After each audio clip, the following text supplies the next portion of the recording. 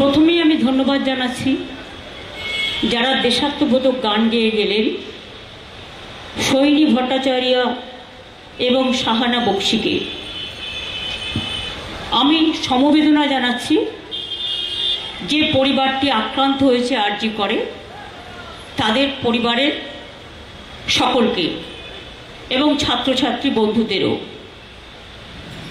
আমি আপনাদের সকলের কাছে আজকে স্বাধীনতা আন্দোলনের আগের রাত সন্ধ্যেবেলায় ফ্রিডম অ্যাট মিডনাইট, ভারতবর্ষের স্বাধীনতা এসেছিল মধ্যরাতে, সেই প্রোগ্রামটা আমরা যতদিন রাজনীতি করি আমরা ততদিন এইভাবেই স্বাধীনতা সংগ্রামীদের স্মরণ করি এবং আমরা তাদের শ্রদ্ধা জানাই যারা দেশের জন্য লড়াই করতে গিয়ে তাদের প্রাণ বলিদান দিয়েছেন। ফাঁসির একবার বিদায় দে মা, ঘুরে ঘুরে আসি, হাসি হাসি পড়ব ফাঁসি, দেখবে ভারতবাসী, যারা দেশের জন্য নিজেদের জীবন বিলিয়ে দিয়েছেন। আমি স্মরণ করি আজকের দিনে তাদের, যারা দেশের জন্য লড়াই করেছে। অজস্র নাম বলতে গেলে অনেক অভিধান শেষ হয়ে যাবে, তা সত্ত্বেও দু একটা নাম তো নিশ্চয়ই বলবো।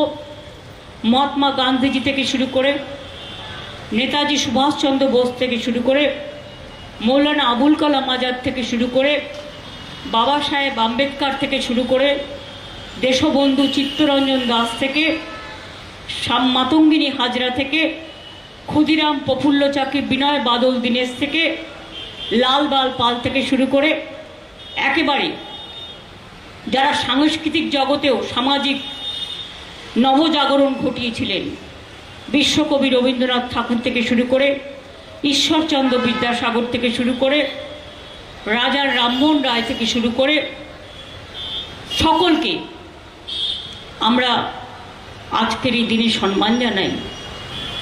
তাছাড়াও যে নামগুলো অজানা, অনেক মানুষ হারিয়ে গেছে যাদের নাম আজ পর্যন্ত কোনো বইয়ে লিপিবদ্ধ হয়নি বা তাদের নাম কেউ জানেও না। আমি ইতিমধ্যেই 4-5টা বই লিখেছি যাতে অজানা লোকেদের নামগুলোকে জোগাড় করে তুলে আনবার চেষ্টা করেছি, ছড়াই ছড়াই। এই কাজটা আমি কন্টিনিউ করব।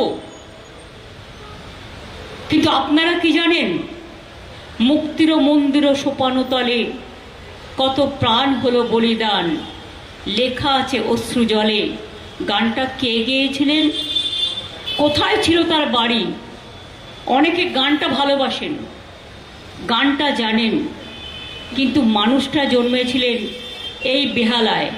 সম্ভবত অঞ্জন, আমি তোমাকে নিয়ে গিয়েছিলাম রবীন্দ্রনগরে তার বাড়িতে, তার মৃত্যুর আগে দেখা করতে। এরকম অনেক ঘটনা অনেকে আমরা জানি না।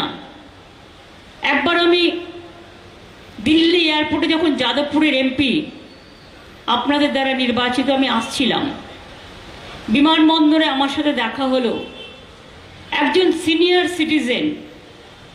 তিনি এসে আমাকে বললেন, মমতা জি আমকো এক বাত कहना है। আমি বললাম কহিয়ে। উনি আমাকে বললেন, आप तो सुना है मेरे वतन लोका लोगो, जो गान लता जी ने गाया, लेकिन आपको पता है वो गान किसने लिखा था? আমি তখন বললাম, नहीं मेरे को तो सच पता नहीं है कि इसका तो नाम हम लोग सुना नहीं है। जो गाते हैं उसको नाम हम जानते हैं, गाना भी जानते हैं, लेकिन कौन लिखा है ये मेरे को पता नहीं है। তখন ভদ্রলোক এসে বলছে, मैं प्रदीप जी हूँ, ये गाना मैंने लिखा, लेकिन किसी को किसी ने कभी हमारा नाम नहीं लेता। আমি তখন বললাম, আমি অন্তত তোমার নাম নেব এবং অন্তত যতটা পারি কিছু মানুষকে জানাবো। কাজে আজকে আমরা অনেক কিছু আমরা জানি, আবার অনেক কিছু পরে জানতে পেরেছি। এটা আমাদের মাথায় রাখতে হবে। আমাদের যারা নিউ জেনারেশন, যারা আজকে স্টুডেন্ট, যারা স্কুল কলেজে পড়াশুনো করে, এই ইতিহাসগুলো জানতে হবে। দেশকে জানতে গেলে কার কি কন্ট্রিবিউশন সেটা জানবার যেমন প্রয়োজন আছে, তেমনি যেটা আমার মাতৃভূমি, আমার পুণ্যভূমি, আমার পবিত্র ভূমি, আমাদের ধর্মভূমি, আমাদের কর্মভূমি, মনে রাখবেন তাকেও সম্মান জানাতে হবে। আমি তো বলি, আমাকে কেউ 1000টা গালাগালি দিলেও আর সোশ্যাল নেটওয়ার্কে মিথ্যে প্রচার করলে, সবাই যে মিথ্যে প্রচার করে তা নয়, একটা গ্রুপ তো করছে পরিকল্পিতভাবে। আমি বলি আমাকে যত ইচ্ছে গাল দিন, আমি এটা শুনতে শুনতে অভ্যস্ত হয়ে গেছি, কিন্তু দয়া করে বাংলা মাকে অসম্মান করবেন না।